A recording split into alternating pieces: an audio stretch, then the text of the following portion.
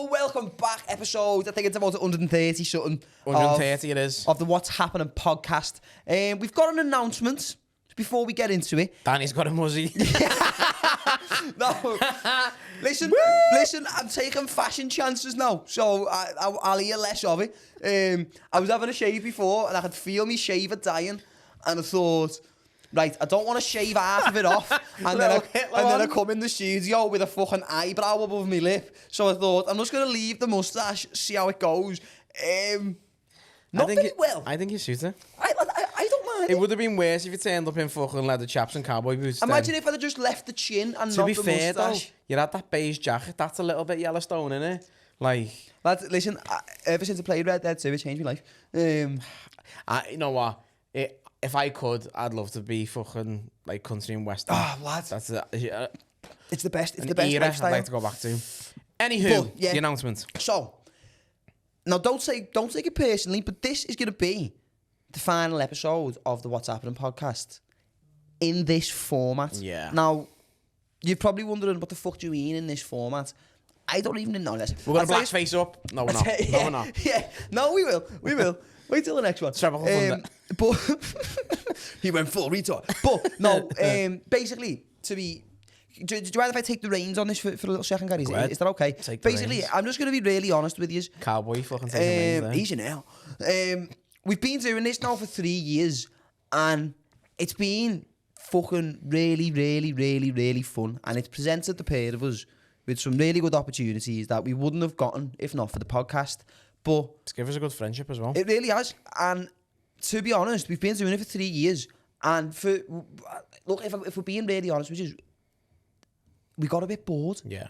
We've been doing the same thing for 3 years. What happened? We were getting into the studio and we were trying to be who we were 3 years ago. Yeah. And we've both grown up a little bit. And Only a bit. Yeah, only a little bit, Not but too we've much. both grown up a little bit and it just I've become got a a little bit muzzy forced, didn't it? So Yeah, and to be honest with you, now we have got an idea. This isn't going to be the last you're going to see of us. This isn't like the final ever thing you're going to see. We're going to be back in like February or something like that. Like I'm hoping mid-Feb is what we're aiming for. But and I know we haven't posted for a few weeks either, and we've had loads of messages. People asking why we have messages on the podcast page. I've had messages on my Instagram. I'm assuming you've had messages on your loads. Instagram as well. We've had a shitload of messages, and we haven't been in. I just kept replying to people saying Danny had cancer. They were like, really? I was like, no, I'm only joking. I just like winding people Let's up. hope I haven't. But yeah, and like when we started this, I was like 23, 24. Gary was 28, 29. Something like that. Make me younger. You know what I mean? I Like was 30. you were the shit. Like I was 30. like it's. I'm and 34 in March. It got to the point where it got to the point where we were coming into the studio, and it's been the case for a few months, and it's not like we've been hating it. It's not like I've been waking up on a Thursday and like oh do I kill myself or go to the studio? But we've been doing the same thing for 3 years, and especially the last few months, it's been a little bit. We've just been trying to say something funny for the sake of the clip, because the clips do really well, and we feel like because we've been doing it for that long, and we've gained a really, really good and loyal audience and fan base while we've been doing it. We don't want to just keep basically just putting the same shit out every week for the sake of giving you something to watch. So we have got an idea. I'm not going to tell you anything about it now. We will just feed it onto the socials. And I know we've been radio silent for like 6 weeks or something where we've not been recording. We've not really posted much on the socials, but we didn't know what to tell you because we didn't know what we were going to do. We just decided we needed to stop what we were doing. And then we've just been fucking throwing ideas back and forth and looking at the logistics of things and how it's going to work and what we want to do and how we can get that spark again. Yeah. And we didn't want to prematurely announce something.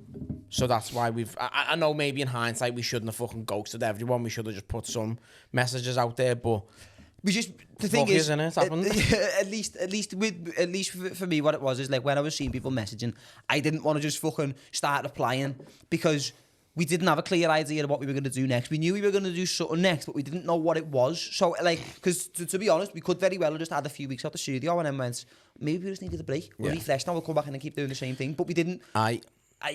I don't know. I just, like, and we have got a really, really, really, really good and exciting idea that we are going to be putting a lot of work into. And that's why we're not going to be releasing anything for the next few months. I mean, not on a tour. I'll probably post the odd fucking little video on the Instagram and that, just checking in with us, making sure you're all still alive and that. Like over Christmas, let's just do like a reality TV show. Just like 2 minutes a day from our life just me on and stories. Yeah, just you on yours, lad. Basically, what I'm we gonna go want to spy do. on me ma in the shower and put it on Instagram. Do you reckon? No. But like, what we want to do, to be honest, is we feel like we could be more creative with the platform that we've got. We've got, between YouTube and Instagram and TikTok, we've got nearly 250,000 people following it. That's not including... Silly that It is. It's crazy, and that's not including the Apple and the Spotify downloads. And I just feel like, considering we've got that many people following us, we should be being more creative, but the format that we've been working under, which is like we come in and record on a Thursday and then we try and get 5 clips for the following Thursday and then it's recording and it's 5 clips, it doesn't really leave much room for creativity. And because obviously this isn't what we do full time, sometimes if life gets in the way and then you haven't been able to record, or Jack's being busy and he hasn't been able to make the clips, we've got nothing. Yeah. So then it's like, well, now we're just stuck. So we just thought it's probably time to just start being more creative. I'm not saying that we don't enjoy this. This is great, and we are still going to be doing bits of this, but we're going to be doing so much other shit. And I know we've said it fucking more times. Oh, we're going to be doing this on Patreon. We're going to do that on Patreon. Realistically, we're good at giving promises and shit with delivering them. But the thing is because as well, I think we were a little bit naive. We get excitable, don't we? I thought, do you know what? I think it was just more, at least for me anyway. It was a little bit of naivety in the sense of, I was like, oh yeah, but we'll just do 4 episodes a month plus 2 Patreon exclusive episodes plus a Patreon special every month where we go out and do something mad, and then we'll release 20 to 30 clips a month, and then we haven't got the time to actually do that. No. So instead of doing that, we're going to find a good happy medium where we can still bring you regular content, but it's something that we can put a bit more heart and soul into, and it's not just us coming in having a conversation for an hour, hoping a celebrity's died so that we can make a joke about it, or hoping there's been a natural disaster somewhere so that we can joke about the people who have died, and hopefully get a funny clip that gets 50,000 views on Instagram. We are horrible people. It just got a little bit repetitive for us, and to be honest, I was starting to think if it's getting repetitive for me, then it's getting repetitive for people who are watching it. Certainly. And we just don't want to do that. We respect the audience that we've got more than that, and we respect ourselves a bit more than that, and we don't want to just become stale. And like, to be honest with you, if I'm being as honest as I can fucking be, we don't want to just be them ones who are like, remember us when Gary Bell was mad 3 years ago? Well, we're still doing the same podcast. Well, exactly that. And my brother messaged me the other day and was like, oh lad, have you got the clip on your Bell Me Ma? And I was like, I don't have it on my phone, but it's on our Instagram, I'll send you it. And I was scrolling, I was like, that was so long ago. Yeah. And we are still dining out on that clip, and I was like, yeah that is embarrassing. Like, it's like, to be completely honest with you, I know some Jack, do us a favour, put a counter on the screen of how many times I've said honest since we started recording this episode about fucking 7 minutes ago. But the thing is, we just, like, we've got Jack there, who's a fucking fantastic editor and a fantastic producer, and we don't feel like... But he's from Runcorn. He is from Runcorn, and he is ginger, and he's thinning on the top, which is sickening. But he's a great producer, and he's a great editor, and we feel like... He just muted your mic while you were talking. But we just feel like keeping ourselves in this format. He's fit, though, isn't he? He's a handsome man. He's got good cheekbones, a good jawline. You have got a boss face, you know. You have. Tired yet, but your jaw's fucking chiseled, lad. It is, and I hate you. Yeah, because in my head, that's what my facial structure is, and then I look in the mirror and I look like a forearm. Do you know what I mean? With a hairy mole now. But lad, I thought I shaved me mole. That's it. Fuck off, lads. You can't escape a But yeah, we just got to a point where we were just a little bit tired in the way we were doing it. It was getting repetitive for us. It was definitely getting repetitive for people alone because we noticed the views dropping, and to pretend we didn't notice that is untrue and quite frankly deluded. It was a combination of things, weren't it? Like, viewership was falling away, and then like sponsorships, we started sort of coming to the end of sponsorships, and relationships were dying there. And it wasn't on bad terms or anything. It was just we were moving in different directions, and then this costs fucking money, and we've had to keep that going. And then it was just so many things where we were like, we started to stress over, and that sort of had an impact on the enjoyment of it, because we used to come Thursdays was just 2-3 hours of us just being us and having fun in a little bubble. And then I don't want to say it become a chore, but you'd be like, oh, fuck, we've got this. Some of the fun was it's being sucked out of it. Yeah, fair. So. And to be honest, well, I had a bit of a mad year in terms of like what was going on, obviously outside of the podcast with the comedy and stuff like that. And my head was battered. So like I had loads of shit go on in the last 12 months as a comedian, which like I felt like it set me back a little bit, and my head was gone. My head was up the fucking wall, and then I was coming here every Thursday. I happened to be like on camera, and it was just like it wasn't doable. But it is also crazy going from having potentially the biggest show of your life so far in a theatre, and then for whatever reason that didn't happen, to having nothing. Yeah. That's a big fucking change, and you've got to get your head around that. And then I said the pressure of people going, what happened to the show, lad? When's the next one? And you don't know what's happening. Yeah. But the thing, obviously, like the Danny Davis and Friends shows at the Comedy Club fell through. I'll speak about what happened with the Playhouse. I'm happy to mention that because the Everyman and Playhouse Theatre Group are horrible rats. They are like the fucking horrible rats, lads. And I'm finally ready to talk about that. I'm not going to go into what happened with the Comedy Club. That was over 12 months ago. But what happened with the Playhouse, I'm going to tell you exactly what happened, because I still get people when they see me or they message me on Instagram and they go, what happened to that show at the Playhouse? I'm going to tell you. So, I had the show booked at the Playhouse. I was trying to film it. Now listen, I probably jumped the gun with that as well. Looking back in hindsight, it was probably a little bit... I don't think I would have had a problem selling it out, because the tickets had only been on sale for like 3-4 weeks, and I'd already sold like 120 tickets for like a 760-seater venue. The tickets were selling really well. I don't think the selling of the tickets would have been the issue. Maybe I wouldn't have been able to bring as good of a quality as a show as that venue would have deserved, and a show of that magnitude would have deserved. But you live and learn. I jumped the gun a little bit, but that doesn't mean that the Everyman and Playhouse Theatre Group aren't horrible rats. And I'll tell you why they are. Because, so, last year, on the 19th of December, 2 days before my birthday, I'm chilling. The anniversary today.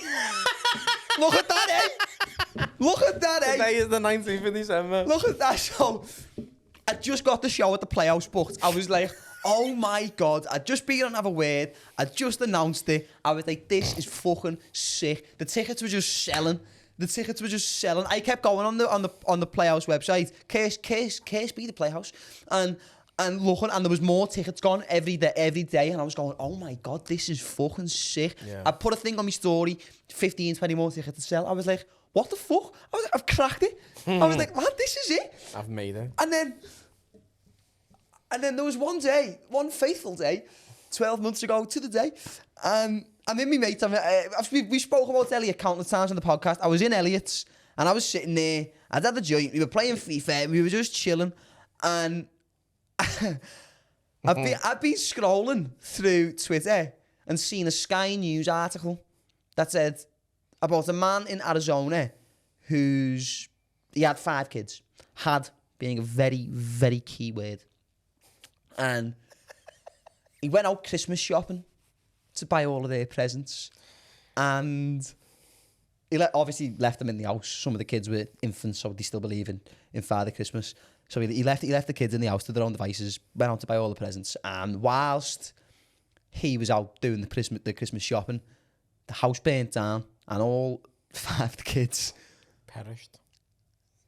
Were absolutely cooked, lad. Like they died. I seen this article, and I was just sitting there stoned, thought it was hilarious, retweeted it and went, hope we kept the receipts for all their presents. Thought nothing of it.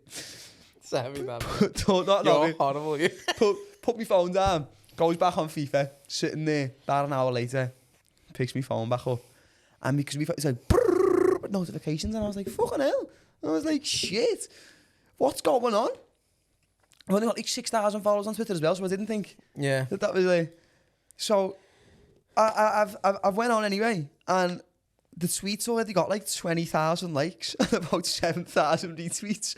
And I was going, this is either going to be a really good thing or a really bad thing. And I thought, fuck it. I thought, fuck it. It's funny. And, I'm a comedian. It's going to be fine. And then the next day, the 20th of December, the eve of my birthday, I get a message from the creative director of the Playhouse Theatre, the creative director is a lovely, lovely woman. I'm not going to name her, but she was a lovely, lovely woman. And I don't think she was really at fault for any of the subsequent consequences. But she messaged me at about 8 o'clock at night, and she went, did you tweet something about 5 children dying in a house fire. So I replied to it and I was like, ha ha ha, yeah. have you seen it? Think you was going to be like, sick that one. Funny that. You're a knobhead. Funny that. The tickets are selling dead well, by the way. We've paid all your tickets. So, You're a shit lad. so what had happened is the playout, a lot of people had seen it and it had upset a lot of people. So the Playhouse received... Now, they said it was hundreds. I don't think it was hundreds, to be honest. Said they received hundreds of emails complaining about it. People demanding the show to be cancelled. And she went, my CEO has asked me to pull the show. Just stop it there for a minute, right? Okay.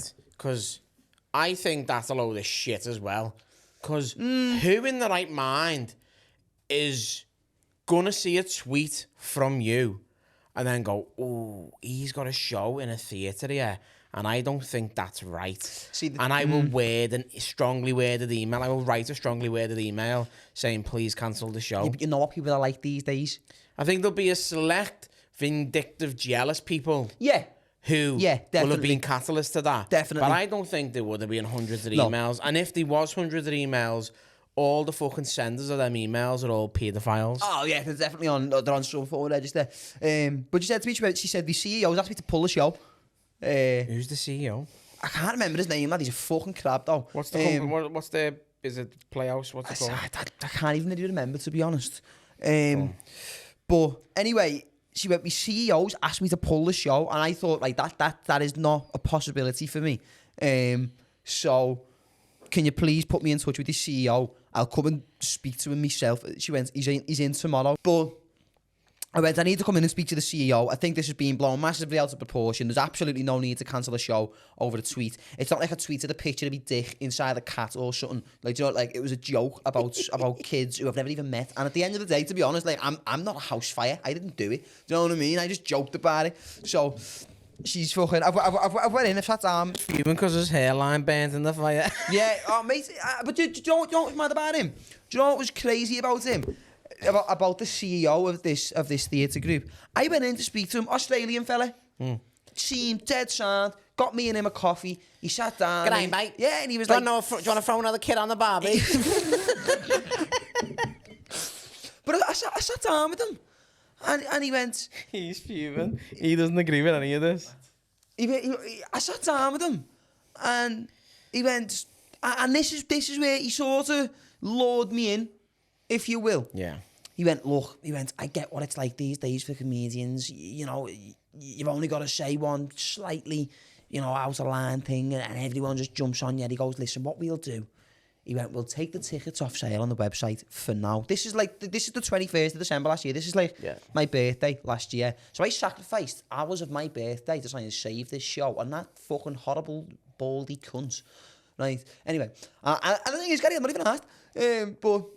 So I was like, no, to be honest, I just thought if this is the last one of these we're doing for a little while, I at least want to tell people, because people still ask me, and I don't really tell people. But he went, what we'll do, we'll take the ticket down for now. He said, and can you do me a favour? He went, can you delete the tweet and he went, you haven't even got to mean it. He went, but just apologise for it.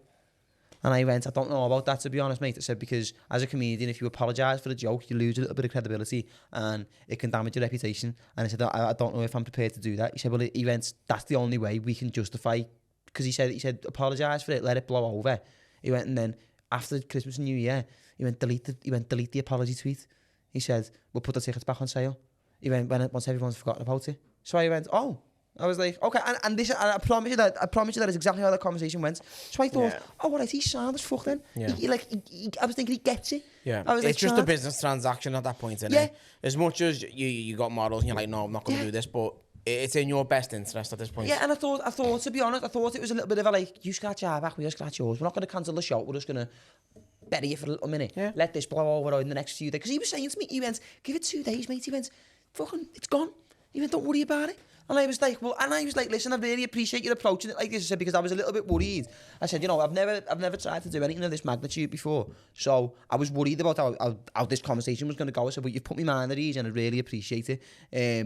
Didn't say happy birthday, but that's neither here nor there. And so I come out thinking like, oh, fucking hell, panic averted then. Yeah. So I deleted the tweet and I just said that it was poorly timed, it was a little bit insensitive, I upset anybody, I do apologise. And I hated doing that, because it made me look like a little pussy as well. And I hated doing that. But I felt like I had to. I was sort of backed into a corner a little bit. I'd never tried to do a show that big before, so I was a little bit naive. I haven't got a manager or anything. I don't know. No, when you've got someone who's in the industry, who's fucking a CEO or whatever. Yeah. So you're gonna trust them a little bit. Well, exactly. Especially when he said, just apologise, let it blow over, and then fuck them up, put the tickets back on sale. I went, sound. Yeah. So then he went, I'm back in on the 9th of January. He went, that's when I come back to work. So come back in on the 9th. Come and speak to me. If it's all blown over, get the tickets back on sale. I went, fucking lovely. Yeah. I went, sound.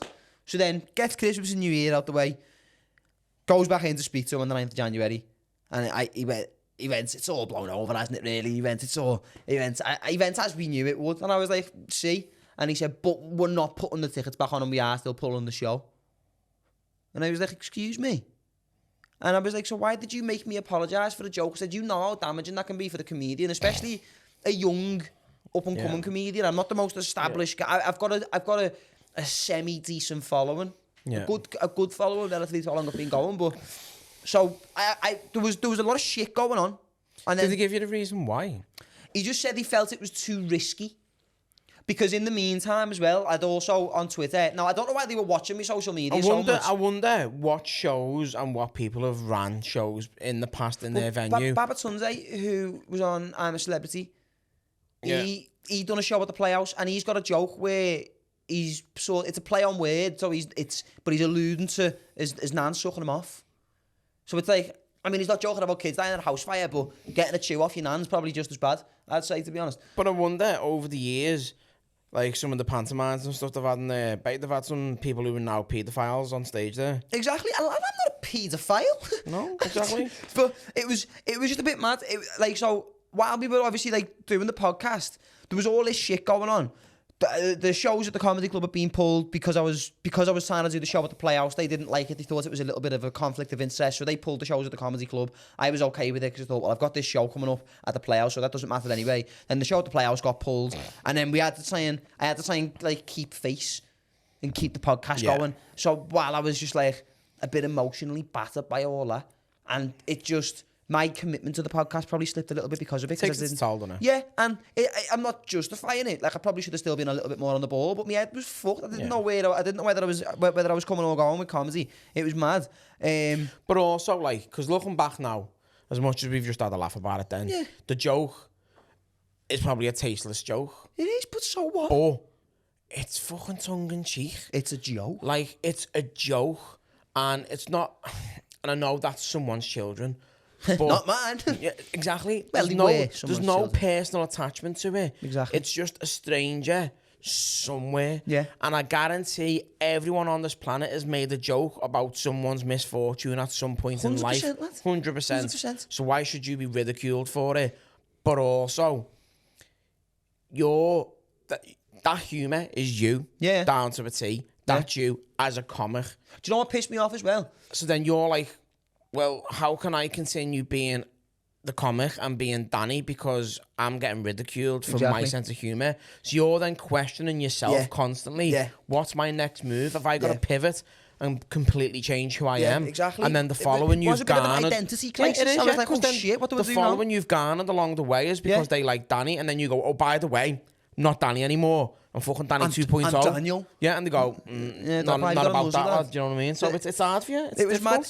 I just felt like because I'm a young lad and I'm still relatively new in the game, if you will. The game. I felt like they seen an opportunity. EA Sports. I felt like they seen a bit of an opportunity to just walk on me a little bit. And they did. And they did do it, and more fooled me for letting them. But what did piss me off, as well as all that other shit that was going on, was...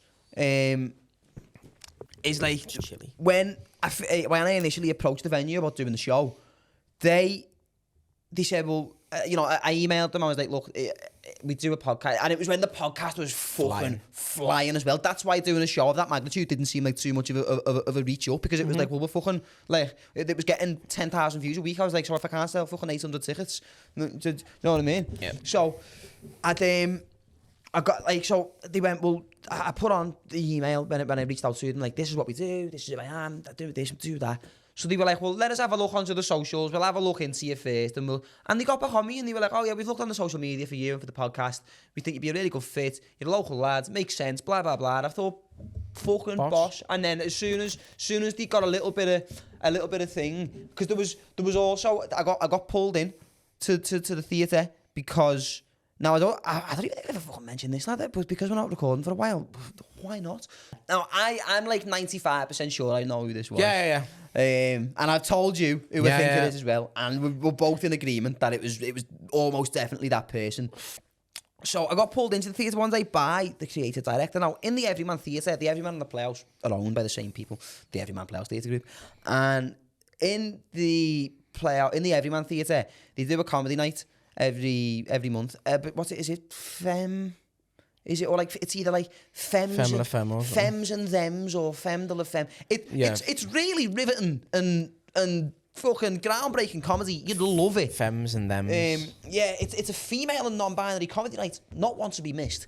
And I got pulled into the theatre.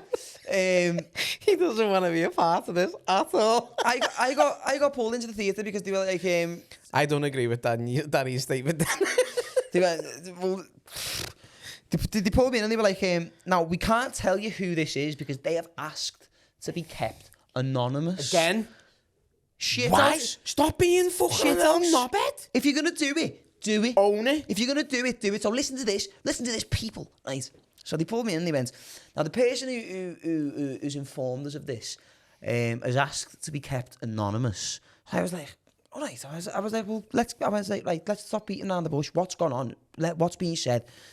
Let me know. Now, when I first started comedy, I had the joke about an Ethiopian baby dying of malaria. Horrible joke. Wasn't even that funny. It wasn't racist, but it was horrible. Now, I got banned from the Frog and Bucket for 6 months because they deemed the joke was racist. Now, I've since spoke to them, but it's been and gone. It was about fucking 3 years ago. What made me laugh, because I was with you in the Frog and Bucket that night. Yeah. And the winner of the show that night was, okay, a black man, but he dropped the N-word on stage like 4 or 5 times. I mean, he can. But still, it's still a racial slur. Well, that's neither here nor there. But so the creative director of the theatre sat me down and she went, "Now we can't tell you this person's name. All we can say is it is a female comedian based in Liverpool. Now they've gotten in touch with us being the theatre, and sort of tried to warn them away from working with me because of something that happened at a comedy club when I was like 2 months into comedy and I thought I was really cool and funny and edgy.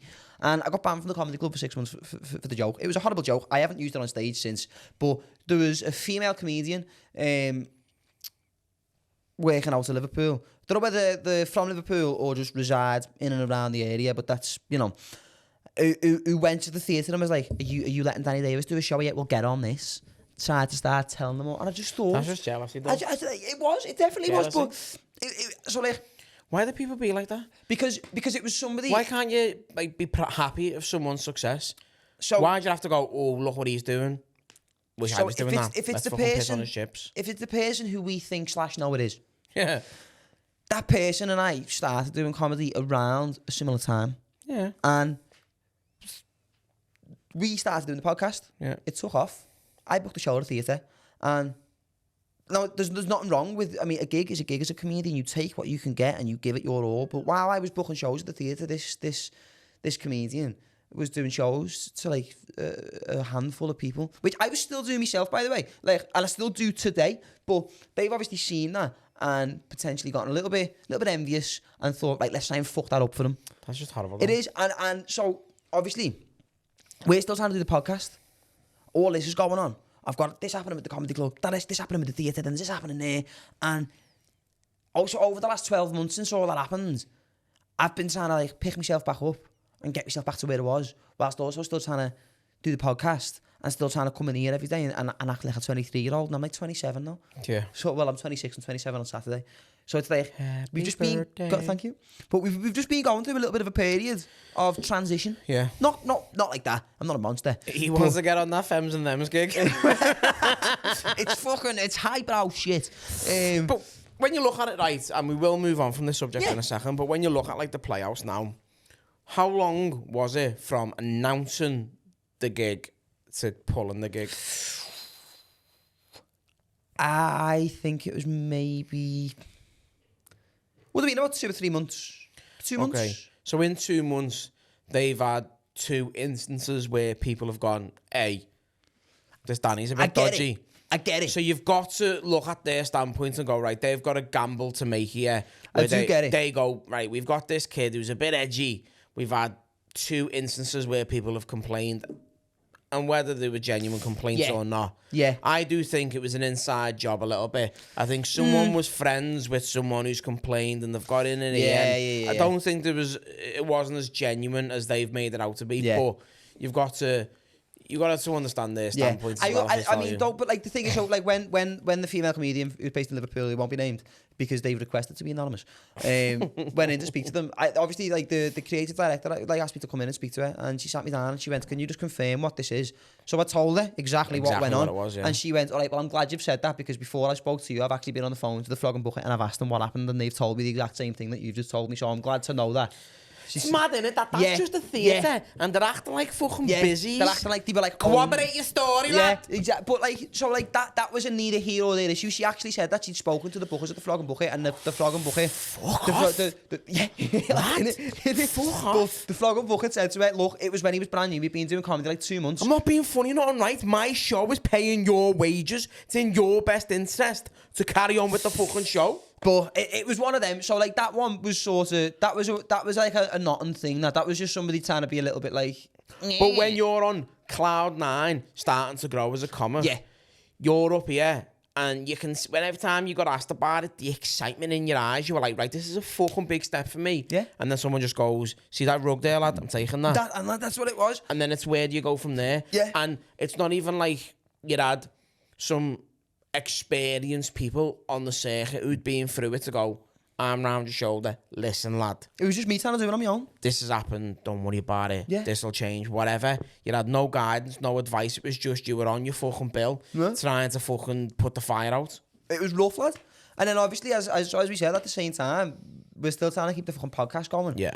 I was fucking walking to the studio with a face on, and then coming in and trying to be all so my head happy, fucking fell off. My head was up the wall, and then over time, I think me and you, I think we've just matured a little bit. Yeah. And we don't want to still be the sort of the same, like loud, obnoxious 23, 24 year old.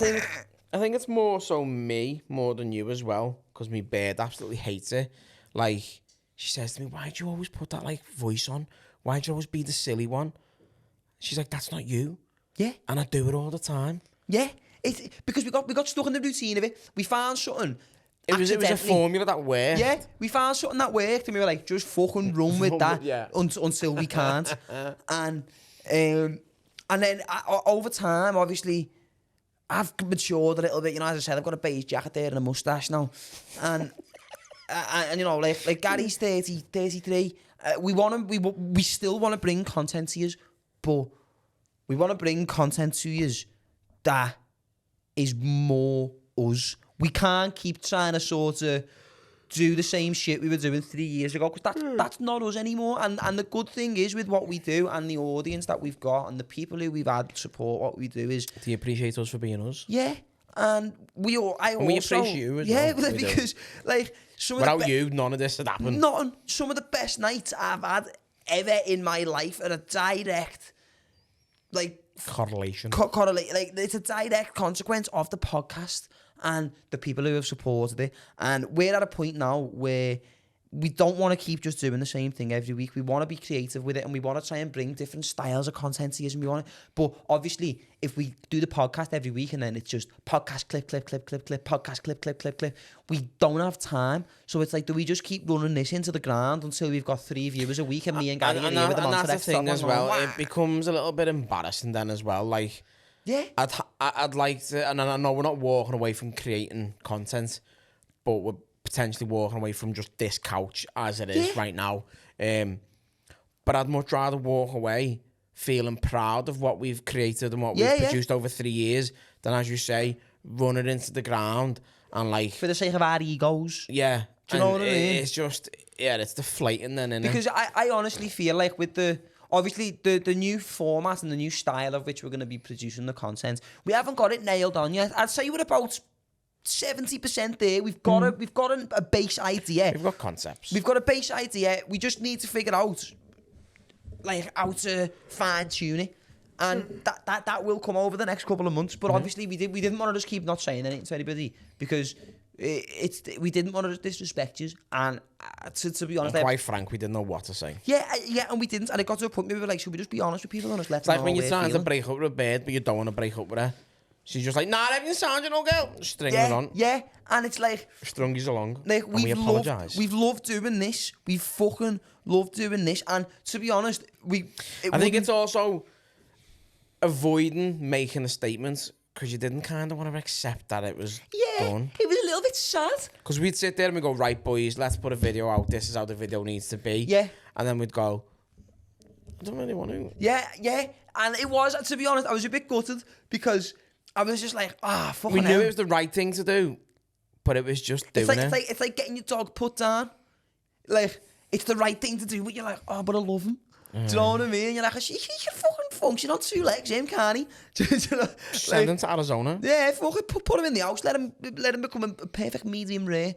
But Hot dog. the thing is we've got an idea about what we're going to do next, and we just need to fine tune it, and we need to get it right. But we're not going to be able to dedicate the time to it that we need to dedicate to it if we keep trying to record every week. We just won't be able to do it. And when we do come back in the new year, I want to do it right, and I want it to be how we've got it envisioned in our heads. And if we're just in the studio every week and then a studio clip, studio clip, we're not going to have time to do it, and it's going to be half-assed, and I don't want to do that. We've put too much time into it, and we've managed to create a genuine community and a genuine audience and a genuine fan base, and we just want to bring you the best content possible, and we want to be able to bring you content that we're proud of producing and something that we can watch ourselves and be genuinely proud Kid of. next door is drilling, do you hear that? And Is my mic on, by the way? I just knocked it. if we just keep doing it the way we're doing it for the sake of being Johnny and Gary off the podcast, it's just gonna get sad, and we don't want to do that. It's just sad for everyone. we don't want that. We want to start doing like. I'll end up like me half. I'll end just stringing myself. You need a strong rope, but we want to start doing like live shows and shit like that. And if you're gonna hear the Dylan next door, by the way, we do sincerely apologise. But to be completely honest with you, just to be as genuine as possible. Jack doesn't know that honest on the honest tally for this episode. But to be as genuine as we can with this, we've got other ideas that require a lot of time and effort. Honest. And if we stick to the format that we've been doing for the next 3 years, we're not going to be able to move into that next sort of into like the sort of what's happening 2.0, if you will. But it's fucking. How long have we done? How long have we recorded for you, Jack? That's a minutes. mad 40 minutes of just talking about why we haven't been recording. I'd like to think we've got everything in though. Yeah, but let's reminisce a little bit. By the way, when you sent that voice note before to the said person about what time you're going to be there, was you looking at that clock? Yeah. Because that clock's an hour fast. It's only 37 minutes past 7. Oh fucking hell! Yeah, it is, isn't it? Oh well, I don't know what I'm worrying for then. That's what I said to you. Oh fucking hell then.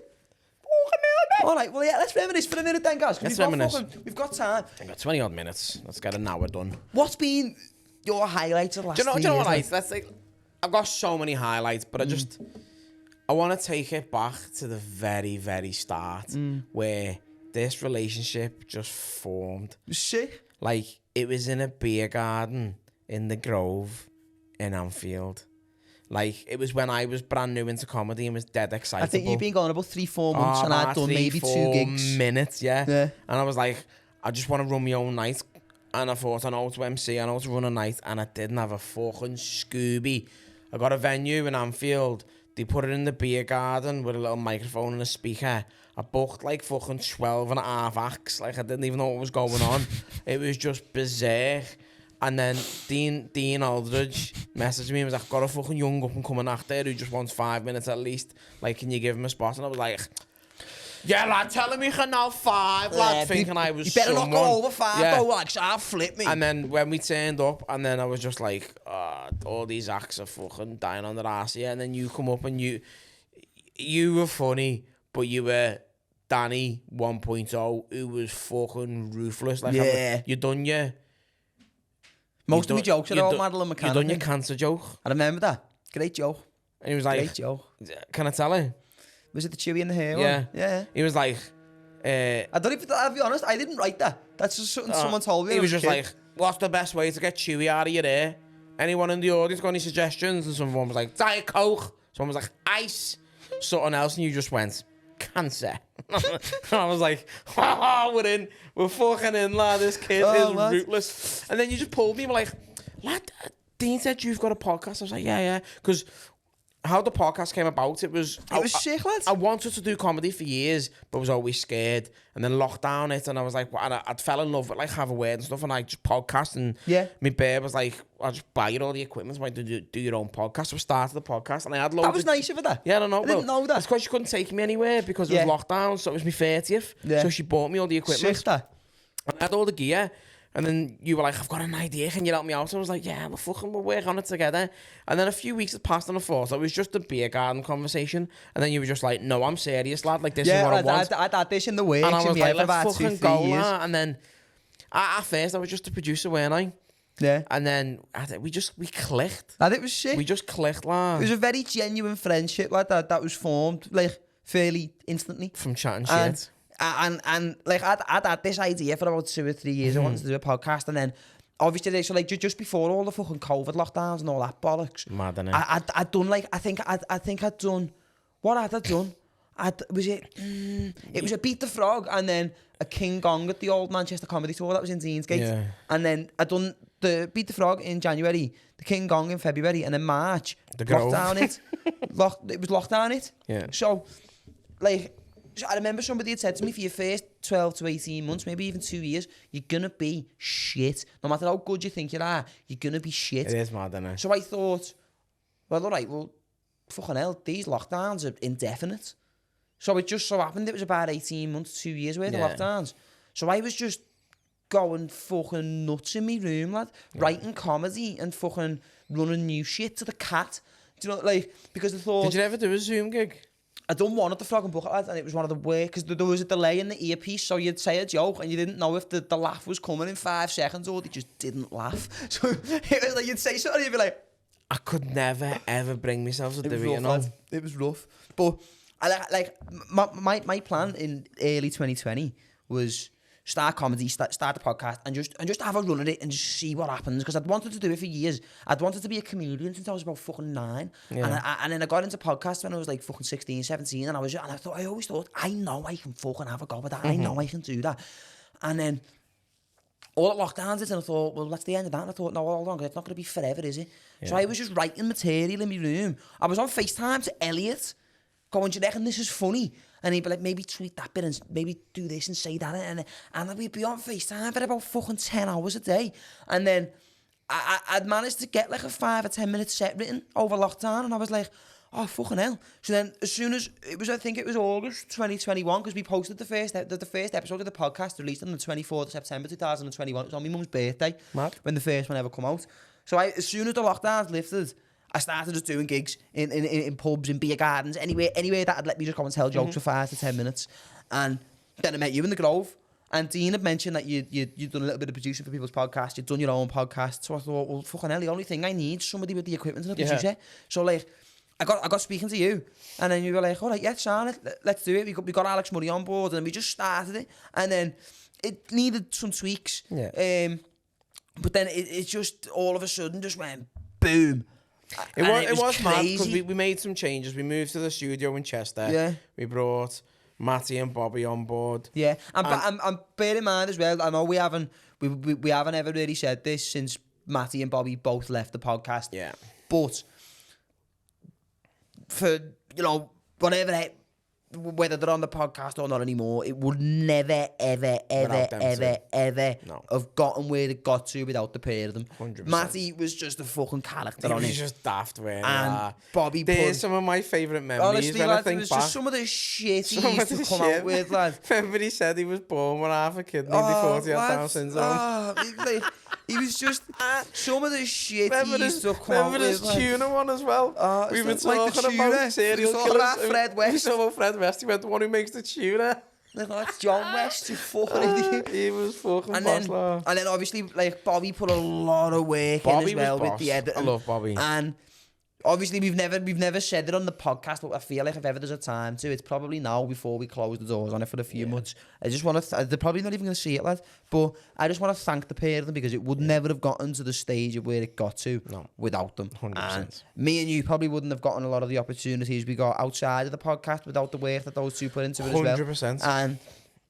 And you know, obviously, just and even to fucking Bobby, Matty, Alex Murray, Ben, Jack, who's recently come on board as a producer, we just want to thank them because everybody helped, and obviously over time, none of us had a clue what we were doing. We just fucking did it together. We really didn't. We didn't have a fucking clue. We just went at it.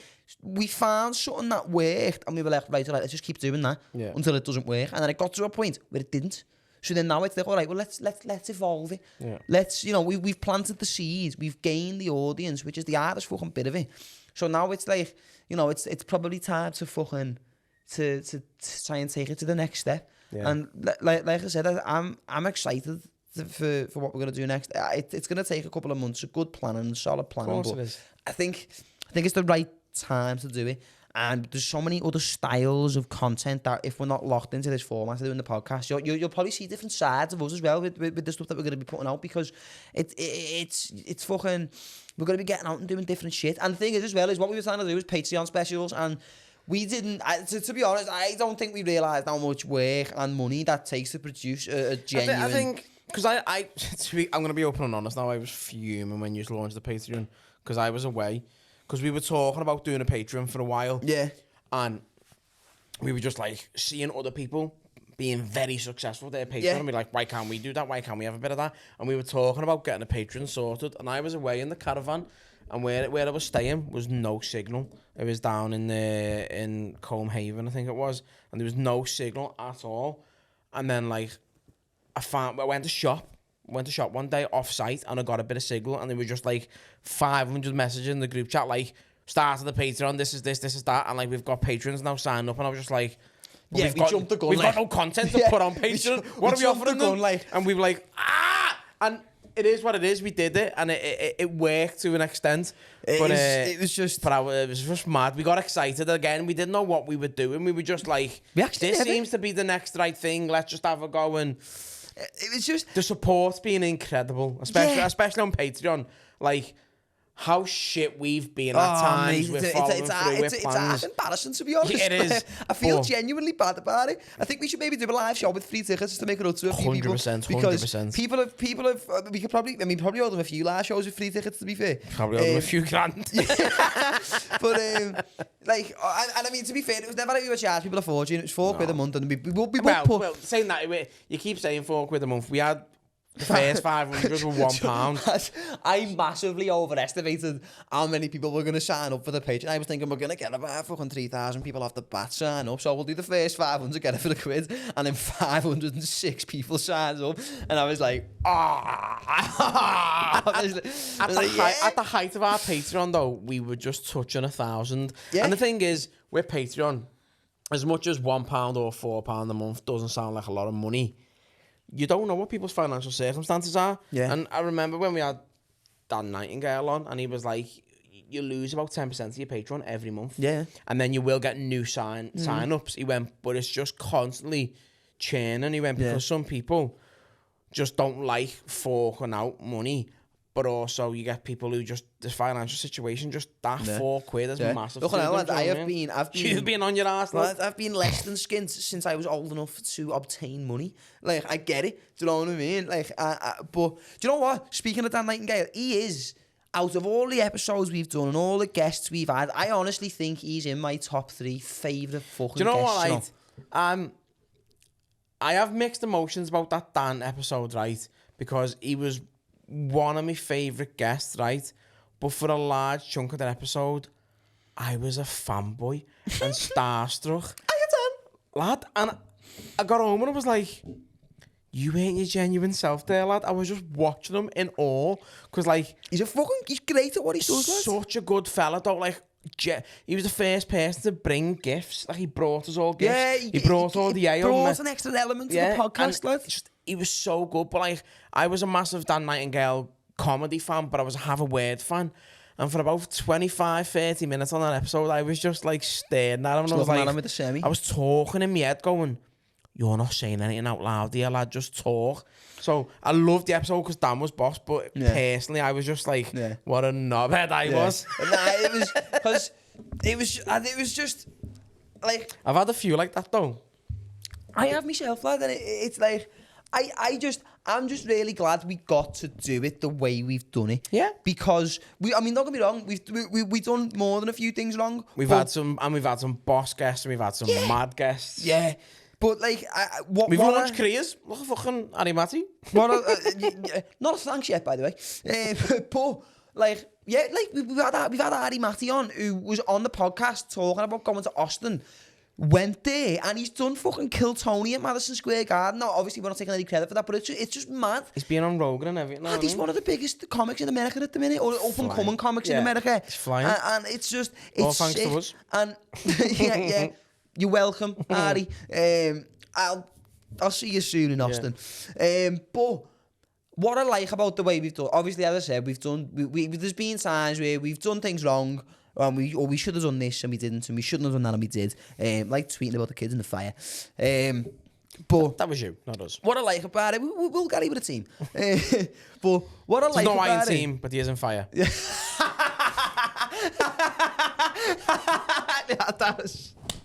I like that.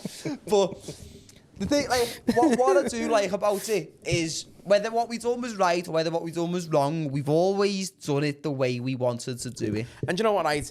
That is just acting with pure integrity. Yeah. That's all it is. Yeah. We go on about being us and being organic and being genuine, and all we can do is be true to ourselves. And as you say, whether it's right or wrong, we've been us. And don't you remember we had Channel 4 trying to sue us?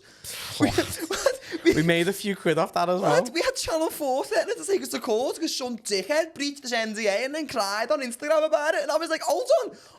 I know. But isn't journalism mad as well when like Capital FM were trying to get the fucking credit for it or whatever? No. Who was it? Capital FM weren't trying to get the credit. No, they were like Capital FM's What's Happening podcast or something like. I put it on. I tagged the Daily Mail. And I was like, don't be giving them credit for what Gary said. That's all to do with them.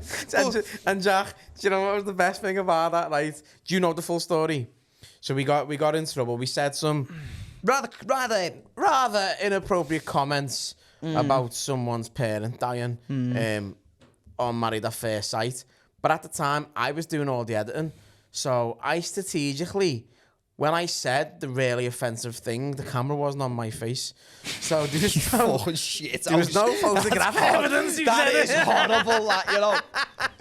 But, so like we made a few quid off that as well. Yeah, because so what happened? Channel 4 said to us, they went take the episode down, and we went, sweet, and just left it on Patreon. And so if you want to see it, it's still on Patreon. What we tried to do, so you're our producer, and I don't know if you've used this, the YouTube editor.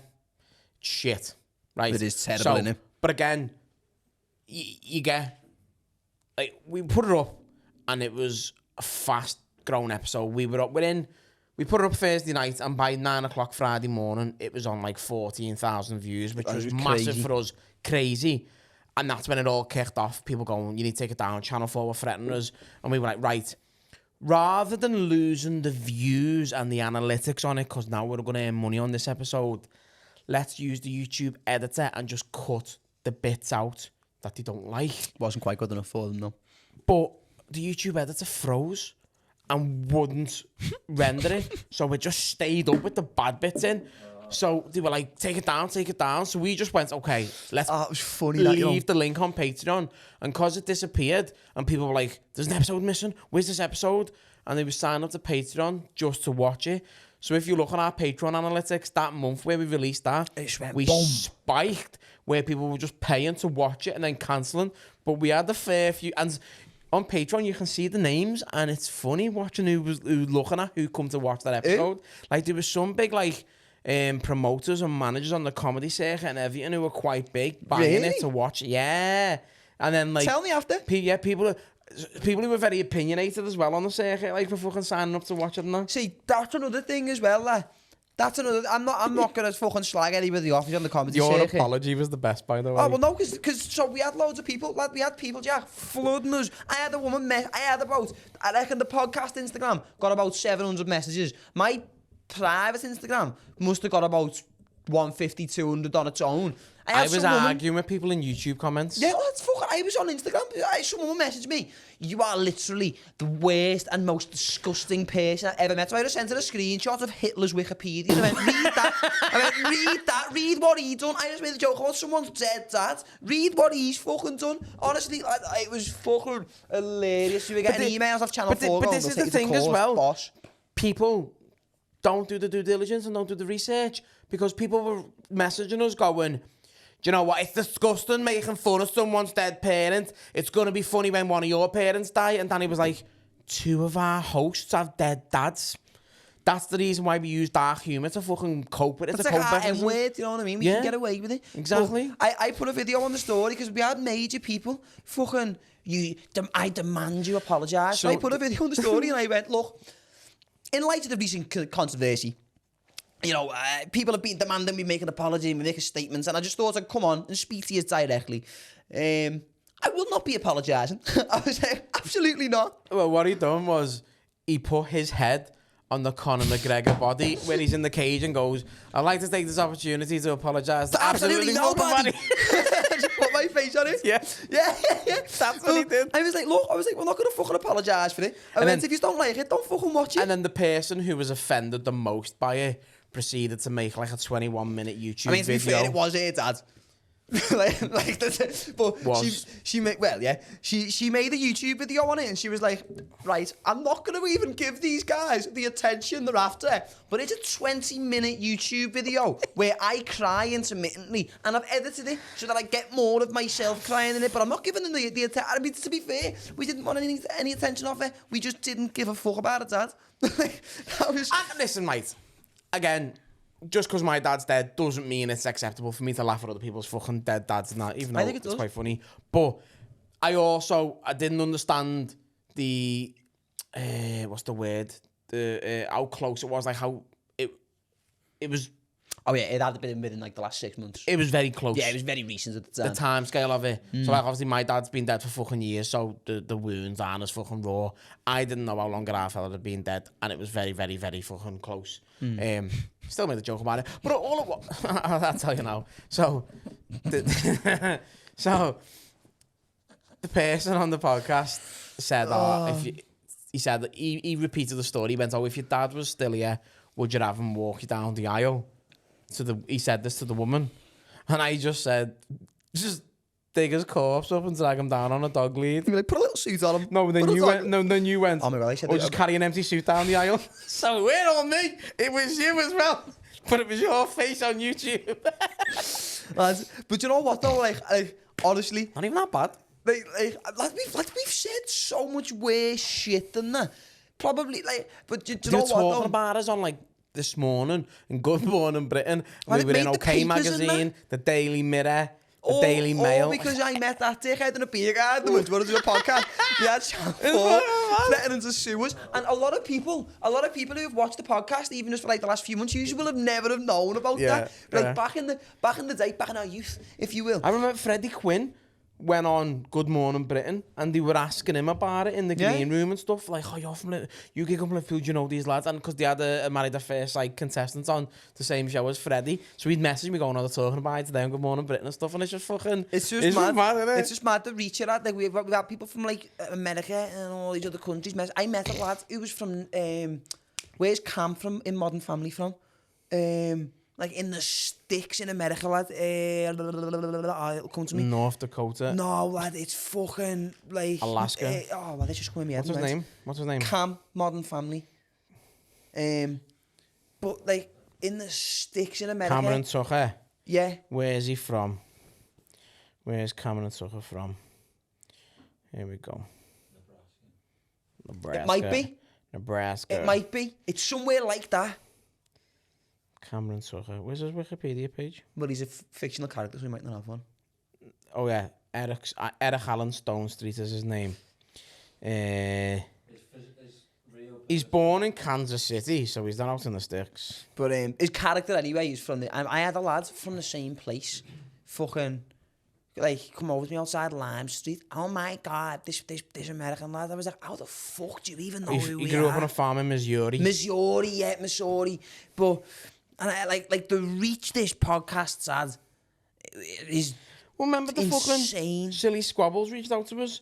Yeah. A company from the United States who were making a new board game reached out to us to Yeah. fucking play the game. it was that was fucking- probably one of my favourite Patreon episodes. That ever. was so funny, lad. You That you could be such a good fucking barrister, you know.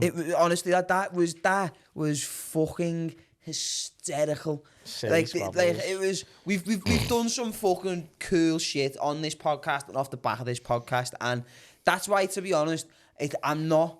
Not that I'm not sad. It is a shame that this... It is mad. Like, two of my biggest highlights was like the Tommy Mallet stuff as well. Yeah, we went to fucking London and worked with the fella who owns one of the biggest fucking shoe brands in the country and shit like that. And what was boss about that? The first time we got invited was to do a live podcast. Yeah. Where, you know, the company Mallets. Yeah. So they were doing a collaboration with the Transport for London, and they were releasing a range of fucking shoes. And we went and done a live podcast with Tommy Mallet down in his flagship store. It was sick. But then because we become friends with him, he invited us to his launch of his collaboration with Reebok just to come down, and we went down. There was loads of like fucking Z-listers and celebs, like all walking around with all their fucking videographers and that woman? Kim Kardashian lookalike walking around with a fucking videographer, all lights, and like just. And then me and Bobby just sat there drinking a vodka. I was like, that Me and Bobby had smoked the poly one on the way back. You were like, what is that? You ran in and it was just like, what are we even doing? Was Matty still, was there, or was it just us three? I'm not sure. I think it was just the three of us went down that time. But I think it was just like, if you think about it, considering like 2/4 dickheads from Liverpool who thought we were hilarious started the podcast, and we've done some cool shit. And to be honest, I am a little bit sad that the format of just the podcast is coming to a close. Yeah. But I've cried a few times thinking about it. lads, I'm really excited for what we're gonna do next, because I feel like what we're gonna do next, I feel like it's gonna elevate us as a brand, if you want to call it that. It's going to elevate the level of content we're going to produce. It's not going to be as frequent. It's not going to be a clip every day and a podcast every week. But I mean, to be fair, you never know what it's going to evolve into. You can't, and this is the one thing we can't do. We can't give false promises out now. No, of we've course just not. got to see where it goes. And the thing is that's what we done the first time. I was only going to mention it to the audience as well, because while we're still in the brainstorm, we want. If they want any ideas, Yeah. That's a good Your idea. input is valid. Yeah. We can discuss it, but Jack, the producer, has just said, whilst we're talking about the concepts going forward, what do you want to see? What do you want to see us do? How do you want the sort of content to look? Give us some ideas whilst we're going through the concept phase. Yeah. Your opinion matters. Yeah, because Thanks, to be Jack. honest as well, we have got a little bit more freedom. As I said, I think that's the main reason we are switching it up, is because it gives us a little bit more freedom as to what content we can produce. Because this isn't something that we earn money from. This isn't something that we're doing full time. So we have got to be. It costs us more money. Yeah, so we have got to use the time we've got wisely, and if we want to produce the content that we want to produce, this format isn't going to allow us to do that. So if there's anything that you want to see us do, obviously within reason, like we can't go fucking, you know what I mean? I'll be asking for all sorts. Like we're not making money, but we like simple things. He's definitely not. Just no, I'm really not. Are you working yet? I might have something lined up for the new Okay, year. then I might retract that statement. But, like, you know, if there's anything that you want to see us do, let us know, because doing different styles of content allows us to get different people in as well as guests and stuff like that. And that's, like, you know, we want to just branch ourselves out a little bit more. We will still do podcasts as well. Of course we will. Like, this isn't going to be the last podcast you'll ever see from us. It's just we're not going to be doing it every week because we want to do other stuff. We're still going to be producing content and coming out with content. It's just not going to be this every week. And if what we're doing doesn't work, we'll just do podcasts again. It's sweet. You mentioned No earlier stress. that we've had a few people write in.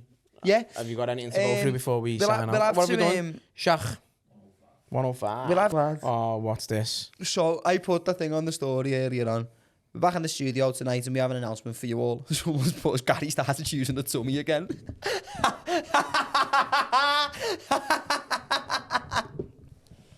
you know what though, right? I have. No, I haven't, but I have. So the baby at the minute, every time he's still got dummies, and every time he puts a dummy in, he goes, "Daddy, you have one." So like he'll put it in my mouth for a couple of seconds, right? And today I was driving muscle home. memory I was kicks in, you driving keep home it from there. my Mars and I had him in the passenger seat and he just went, Daddy, and put a dummy in my mouth, and I just turned and there was a fella in the car next to me looking at me and I had a dummy and I was like, sorry lad. Well, this one comes in. Who fucking said that? Who was it? Just show me, don't tell me, just show me. Liam. Liam and some fellas, to be fair, you can't take the piss out of him. That's a good looking man. Yeah. You sexy cunt. But so somebody else has wait there, where's it gone?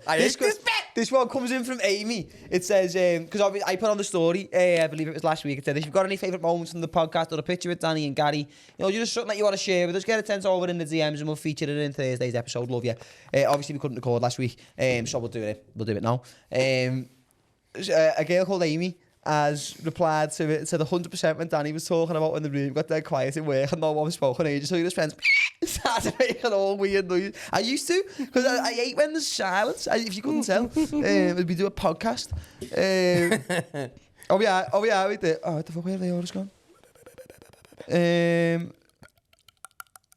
Wait there, I need to go back on the story replies, because I think shit with phones. I think they were in there. Honestly, mate, I'm what was this one? Danny's story about the Smithtown Road massage parlour in one of the first episodes. Did you ever find out who the...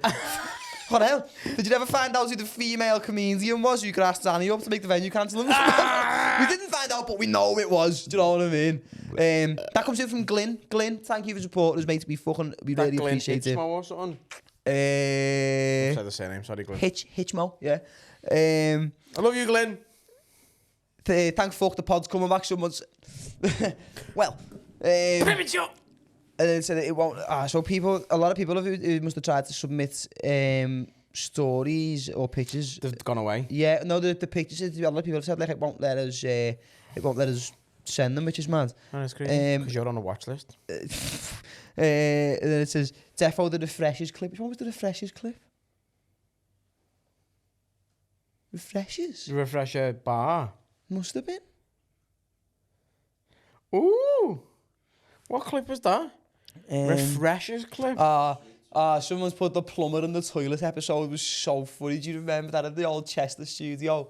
And fucking... We were talking about a plunger and Matty went, there's a plumber there. And we went, what's just stood in the bathroom? What? Oh my god. Oh man, honestly fucking... The fresher one's done me head in here. Can't remember what it was. I'm going to have to go back and just watch clip after clip after clip, you know. When that porn star... to be fair, we've had a couple of porn stars on. Which one? What what are they saying? When that porn star was on, don't know why, but it was just funny and you was intrigued. Oh, definitely the one with the 11-inch dick. It's got to have been. I seen him last weekend. I think I seen him in the train station when I was I seen him last weekend in the Metro Cafe in Hunts Cross. Me with his dick. And he's been running the barbers next door for his mate. Oh, nice. And I was just telling everyone in the cafe how big his dick is, and he can put like lighters down his foreskin and all that. And he was like, lad, I'm in the cafe, stop it, I work next door.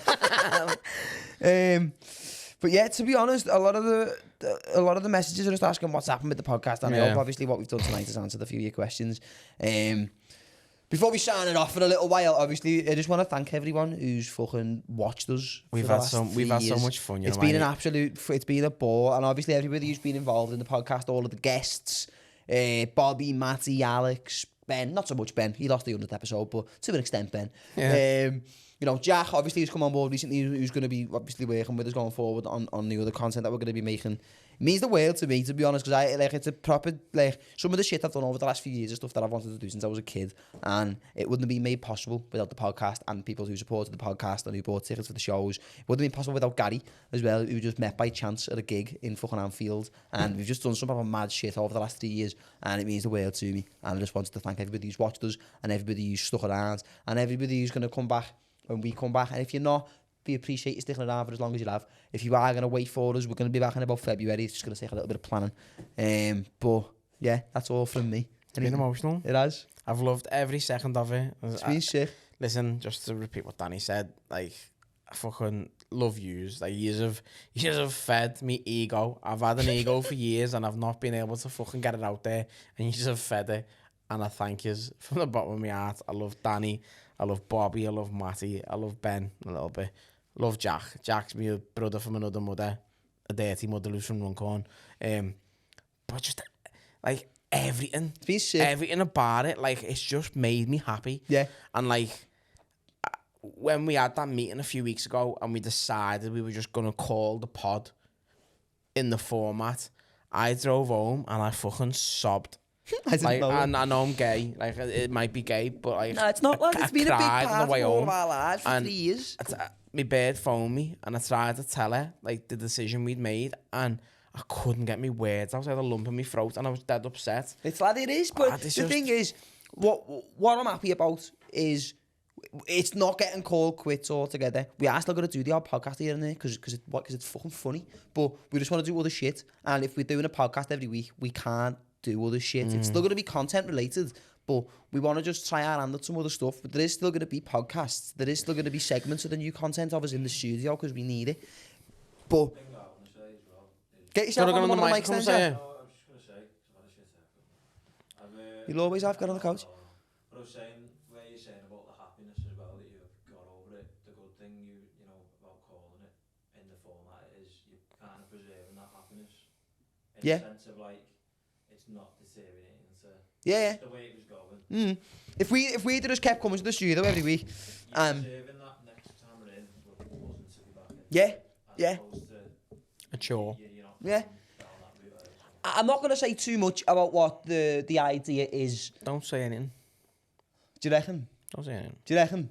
Don't say anything. All right. Because Okay. we haven't finalised it yet. And if for whatever reason it doesn't work, it's another false No, it's gonna work. You know, Yeah, I'm telling you, I've not had If you want to share a bit, then I've not had this much excitement about an idea as like since right before we started doing the podcast, Yeah. and I was trying to explain to you before what I meant, and I've tried to explain to Jack and everything, and I've struggled putting it into words and explaining it. I'm gonna over the next couple of weeks over Christmas, I'm gonna really get a plan together so I can come to you with a proper solid idea, and then you've got something to input onto them. So I'm just going, well, you want to do this and see what happens. But meat on the bone, lad. yeah, it's gonna be sick. I've honestly, the idea I've got in my head, it's gonna be fucking really, really good. And if it comes out even 50% of what I've got in my head, it's gonna be fucking brilliant. And I can't wait. I can't wait to see us all again. I can't wait to be back. We just need a couple of months planning time. Merry Christmas, by the way. I know. Go and have yourselves a good Christmas with your family. Go and have yourselves a nice When New we Year. releasing this one, Jack? Boxing Day. We can plan a day. It doesn't have to be. No, we haven't been releasing anything on Thursday, so it's up to you. Can we release it on Christmas Day? Can we? Can you have it done for Wednesday? It's only one camera angle. Yeah. Yeah. Well, Merry Christmas! Merry Christmas! Merry fucking Christmas! Ho, ho!